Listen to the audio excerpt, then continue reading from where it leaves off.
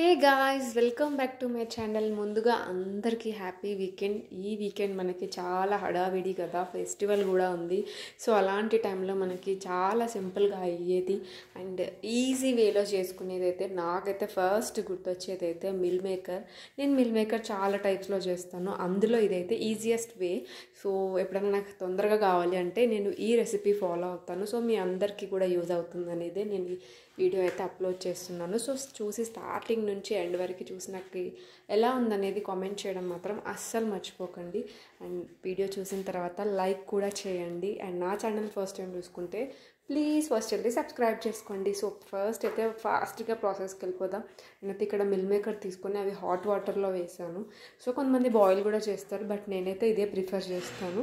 దాని తర్వాత నేను కడాయి పెట్టేసుకొని ఒక 3 స్పూన్స్ ఆయిల్ వేసి కొంచెం జీరా, కొంచెం ఆవాలు అండ్ నేను ఇక్కడ 1 ఆనియన్ ఇంకా 1 టొమాటో తీసుకున్నాను. సో ఇవనేది మనకు టొమాటోస్ మన గ్రేవీ కన్సిస్టెన్సీ ఎక్కువ కావాలంటే కొంచెం క్వాంటిటీ పెంచుకుంటే సరిపోద్ది. నేను ఇది కంప్లీట్గా కర్రీ రెసిపీలోనే చేస్తున్నాను, ఐ మీన్ గ్రేవీలో. సో ఫ్రై అయితే చేయట్లేను. సో దీనికి నేను కొద్దిగా కరివేపాకు యాడ్ చేసి అవి బాగా ఫ్రై అవ్వాలి. అయిన తర్వాతే మనం నెక్స్ట్ మిల్ మేకర్ అనేది వేసుకోవాలన్నమాట.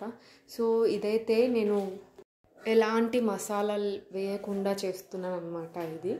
సో కిడ్స్ ఫ్రెండ్లీ కూడా ఉంటుంది మనకి ఇది.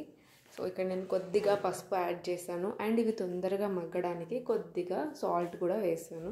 ఇవి బాగా ఫ్రై అయిన తర్వాత మనము ఆల్రెడీ అవి మిల్ మేకర్ అనేది డ్రైన్ చేసుకొని పక్కన పెట్టేసుకోవాలి. చూసారు కదా, ఇది బాగా ఫ్రై అయిపోయింది. ఇప్పుడు నేను కొంచెం జింజర్ గార్లిక్ పేస్ట్ వేసి కొంచెం పచ్చివాసన పోయిన తర్వాత ఈ డ్రైన్ చేసిన మిల్ మేకర్ కూడా వేసేసాను.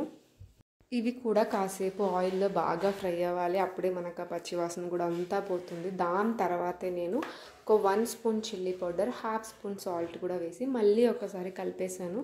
సో ఇది కూడా మనకు కొంచెం ఒక 2 మినిట్స్ ఫ్రై అయిన తర్వాత గ్రేవీ కన్సిస్టెన్సీని బట్టి నేను వాటర్ వేసాను. ఒక 1/2 గ్లాస్ వరకు అయితే వేసాను. సో మనం ఇది ఒకసారి కలిపేసుకొని మూత పెట్టేసుకుంటే సరిపోద్ది. చాలా టేస్టీ అయిన మిల్ మేకర్ రెడీ అయిపోద్ది. అండ్ ఇవి కొంచెం మనకి బాయిల్ అవుతుంది అన్న టైంలో లాస్ట్కి కొంచెం ధనియా పౌడర్ వేసాను. అది వేసి కలిపేసుకొని ఇంకో 2 మినిట్స్ బాయిల్ చేసుకుంటే సరిపోద్ది. సో మన కర్రీ రెడీ. చూసారు కదా, చూడ్డానికి అయితే చాలా యమ్మీ ఉంది అండ్ టేస్ట్ కూడా చాలా బాగుంది. తప్పకుండా ట్రై చేసి ఎలా ఉందని నాకు కామెంట్ చేయండి. అండ్ నా ఛానల్ అయితే తప్పకుండా సపోర్ట్ చేసుకొని keep watching and please follow for more videos.